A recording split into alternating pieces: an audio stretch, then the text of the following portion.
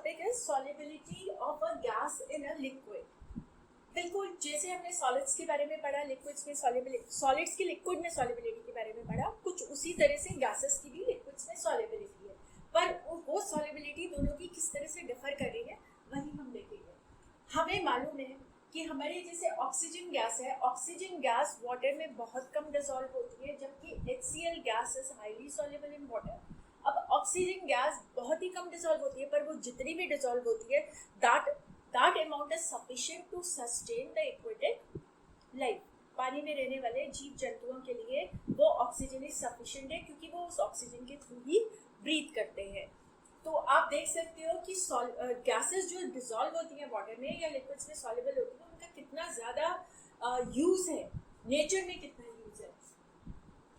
अब हमें ये भी पता है कि हमारी जो सॉल्युबिलिटी है वो डिपेंड करती है प्रेशर और टेम्परेचर पर। ये हमने सॉलिड्स के केस में भी देखा। पर जब हम बात करते हैं solubility of gases and liquids, तो उस केस में गैसेस पर प्रेशर और टेम्परेचर का इफेक्ट कुछ ज़्यादा ही प्रोनाउंस्ड होता है, ज़्यादा ही देखने को मिलता है।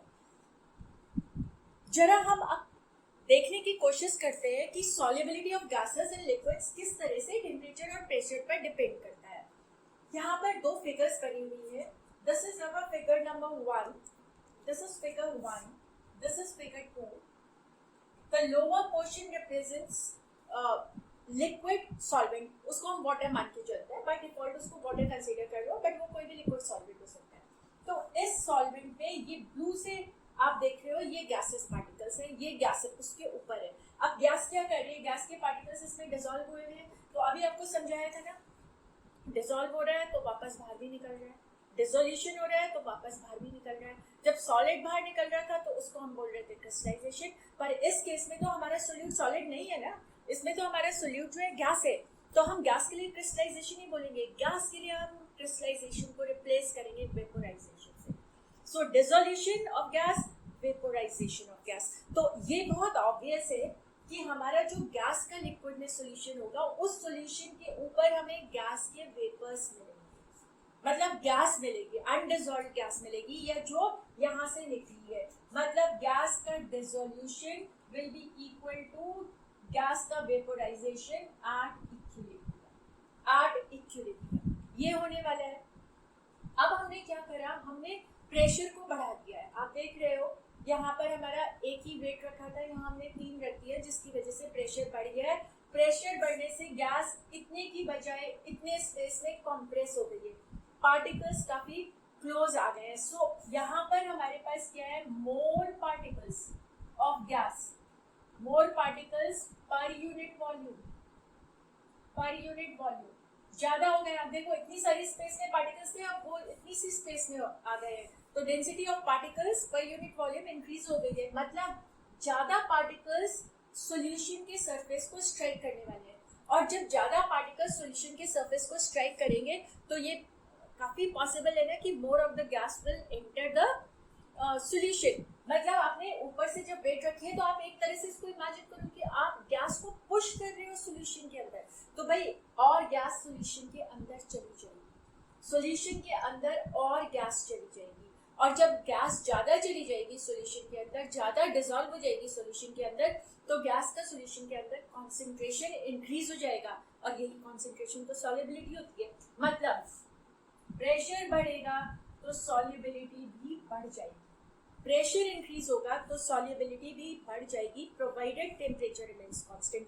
इस बात का खास ख्याल रखना है, क्योंकि सॉल्युबिलिटी टेम्परेचर के साथ भी चेंज हो रही है, इसलिए हमें प्रेशर का इफेक्ट सॉल्युबिलिटी पर देखते टाइम क्या करना है, टेम्परेचर को कांस्टेंट रखना है। So increase in pressure will increase the solubility of the gas. अब इस जो भी हमने ये सॉल्युबिलिटी और प्रेशर के बीच में रिलेशन पढ़ा, इसको हेनरी ने ऑब्जर्व करा, और हेनरी ने इसको एक इक्वेशन के फॉर्म में पुट डाउन करा। क्या बोला हेनरी ने? हेनरी ने बोला कि जो हमारी सॉल्युबिलिटी है गैस की, सॉल्युबिलिटी ऑफ अ गैस, यहाँ से ही पता चल रहा है, solubility is directly proportional to pressure at constant temperature. Solubility of a gas is directly proportional to pressure at constant temperature. Solubility of gas in solution is directly proportional to pressure of the gas on the solution या above the solution. ये put down करा और उसी वक्त Dalton ने भी कुछ ऐसा ही ऑब्जर्व करा कि solubility of a gas is actually a function of its pressure, function of its pressure. अब हम जानते हैं कि solubility क्या है. Solubility concentration है और concentration को हम मोल फ्रैक्शन में भी फाइंड आउट करते हैं. तो मतलब सॉल्युबिलिटी को हम रिप्लेस कर सकते हैं मोल फ्रैक्शन से. तो हम कह सकते हैं कि mole fraction of this solute is proportional to partial pressure. Mole fraction of the solute is mole fraction of the solute. Solute gas है. Mole fraction of the gas in the solution is directly proportional to partial pressure of the gas over the solution. Most commonly used form of this, which actually came to be known as Henry's law, is that partial pressure of the gas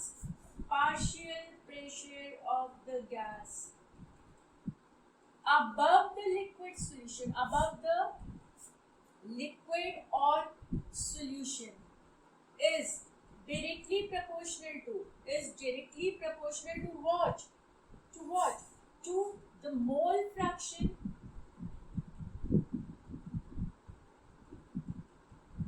of the gas in the solution. Mole fraction of the gas in the solution. So from here we get partial pressure of the gas is directly proportional to mole fraction of the gas in the solution. और अब इसी relation को हम एक equation का form देकर उसके ऊपर न्यूमेरिकल सॉल्व करने की कोशिश करेंगे.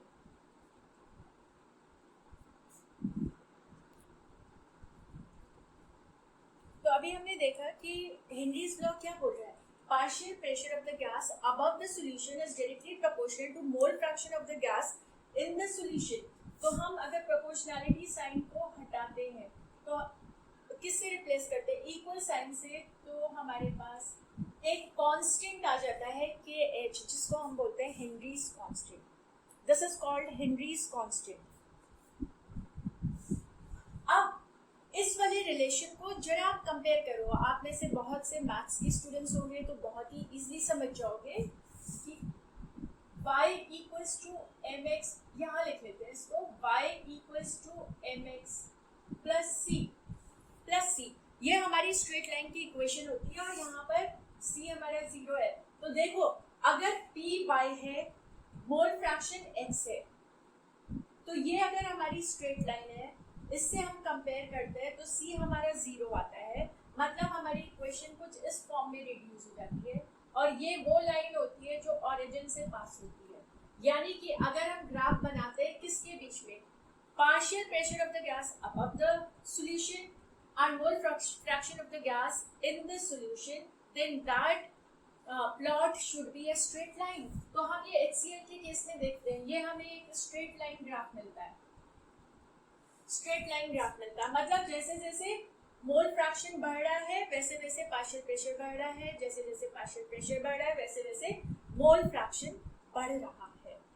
तो यहाँ से हमें ये हमारा एक्सपेरिमेंटल ऑब्जर्वेशन है और हम देखते हैं थ्योरेटिकल और एक्सपेरिमेंटल ऑब्जर्वेशन टैली कर रहा है, मिलते जुलते हैं, मतलब सही है.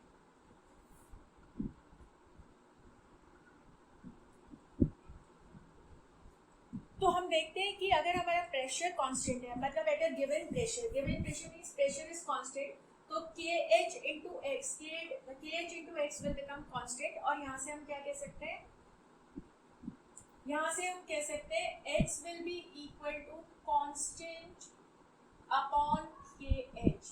That is, x is proportional to 1 upon KH.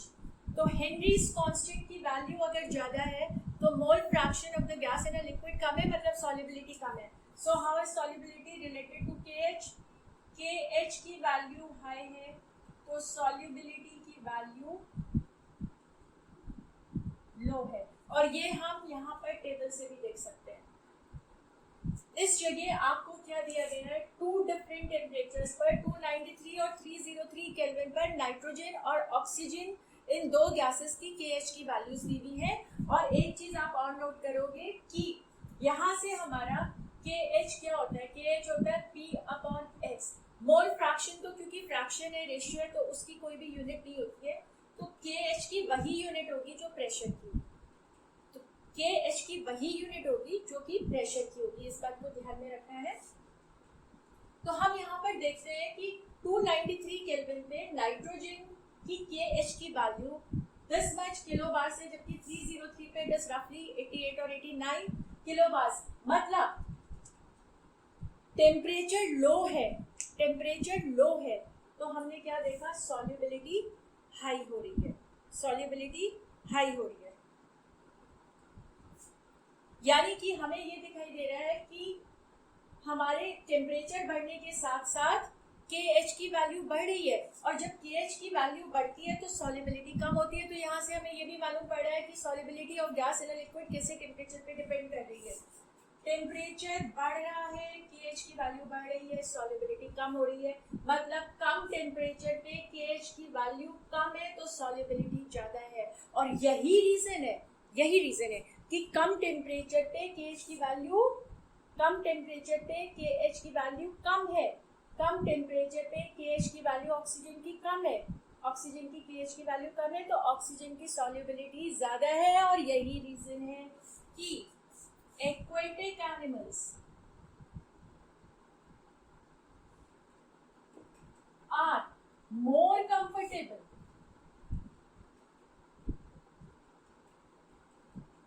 in cold waters.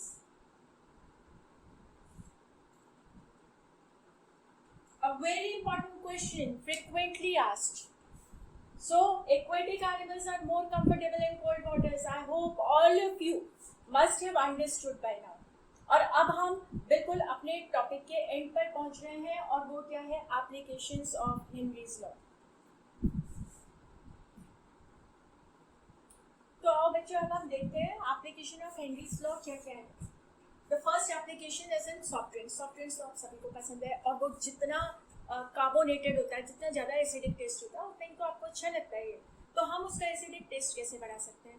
सबसे पहले तो ये जानना जरूरी है कि किसी भी कार्बोनेटेड सॉफ्ट ड्रिंक का एसिडिक टेस्ट होता है कार्बन डाइऑक्साइड गैस की वजह से, और अभी अभी हमने पढ़ा है कि हम जितना प्रेशर बढ़ाते हैं सॉल्युबिलिटी ऑफ गैस उतनी ही इंक्रीज होती है। इसलिए जो हमारी सॉफ्ट ड्रिंक्स की बॉटल होती है वो जब सील की जाती है तो those are sealed under high pressure, जिससे उसमें कार्बन डाइऑक्साइड का अमाउंट ज़्यादा डिसॉल्व हुआ हो।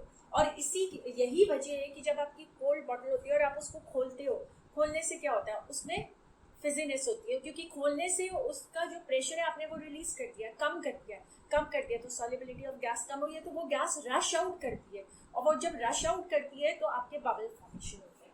सेकेंड एप्लीकेशन है स्कूबा डाइवर्स। स्कूबा डाइवर्स क्या होते हैं, जो डीप वाटर्स में जाते हैं, डाइव करते हुए डीप वाटर्स में जाते हैं, और डीप वाटर्स में प्रेशर वाटर का ज़्यादा बढ़ जाता है, ऊपर से पानी आ रहा है, पानी है ऊपर, आप नीचे गए हो तो प्रेशर बढ़ता है, प्रेशर बढ़ने से आपको मालूम है सॉल्युबिलिटी इंक्रीज हो जाती है, और सॉल्युबिलिटी इंक्रीज होने से क्या होगा, स्कूबा डाइवर्स का जो ब्लड है उसमें जो एयर है या ऑक्सीजन है या गैसेस हैं वो ज़्यादा डिसॉल्व हो जाएगी, कोई बात नहीं, ज़्यादा डिसॉल्व होगी, पर जब वो स्कूबा डाइवर वो वापस ऊपर आते हैं तो फिर से प्रेशर रिलीज हो जाता है, प्रेशर रिलीज हो जाता है तो ये गैसेज में, इसमें मेजरली नाइट्रोजन होती है, ये गैसेस क्या करेंगे, एयर में आपको पता है नाइट्रोजन ही होती है, तो ये गैसेस बाहर निकलने की कोशिश करेंगी, नाइट्रोजन बाहर निकलने की कोशिश करेंगी, और जब वो ब्लड में से बाहर निकलने की कोशिश करती हैं तो रिलीज गैस का हमेशा बबल फॉर्मेशन करता है, ये आप अच्छे से जानते हो। तो हमारे ब्लड में भी बबल फॉर्मेशन हो जाता है, और जब ब्लड में बबल फॉर्मेशन होता है तो जो कैपिलरीज होती है ब्लड की वो ब्लॉक होने लगती है, कैपिलरीज ब्लॉक होगी तो क्या होगा, एक medical condition, painful medical condition called bends, ये हमारे सामने आ जाती है, और ये कभी कभी डेंजरस फॉर लाइफ भी हो सकती है। तो इसको अवॉइड करने के लिए जो scuba divers air tank use करते हैं, ब्रीथिंग के लिए टैंक जो यूज करते हैं, उसमें जो एयर फिल्ड होती है वो डाइल्यूटेड होती है हीलियम से, क्योंकि हीलियम उसमें थोड़ा डालोगे तो नाइट्रोजन का कंसंट्रेशन डिक्रीज हो जाएगा, क्योंकि ये नाइट्रोजन गैस ही है जो कि इस डेंजरस कंडीशन को कॉज कर रही है। तो इस तरह से बेंग्स को अवॉइड किया जा सकता है। And the third application is at high altitudes. High altitudes पे partial pressure of oxygen decrease हो जाता है, तो हमारे ब्लड में जो ऑक्सीजन डिसॉल्व हो रही है वो भी कम हो जाती है। उस कम ऑक्सीजन की वजह से, हमारी बॉडी को जो ऑक्सीजन कम मिलती है उसकी वजह से the people are feel weak and are unable to think clearly, ये कंडीशन होती है एनॉक्सिया।